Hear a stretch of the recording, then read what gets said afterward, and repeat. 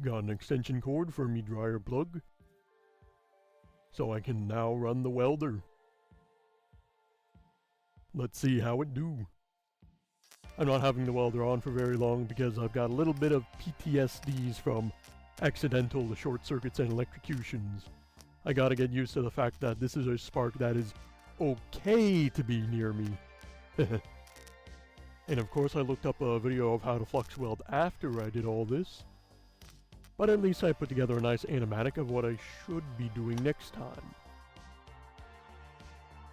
Apparently you drag it like you're squeezing out a tube of toothpaste, go slow and about a ½ inch away from the material.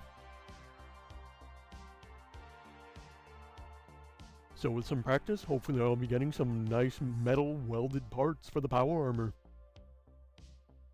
But even so, I mean, this crap weld still kinda holds. But I'm not gonna trust it for anything except nostalgia purposes for my first kind of-ish weld thingy. If you do enjoy my content, be sure to like and subscribe, share it with others, and if you got any welding tips, feel free to leave them in the comments. I need all the help I can get. Remember, if they don't find you handsome, they should at least find you handy. See you next time.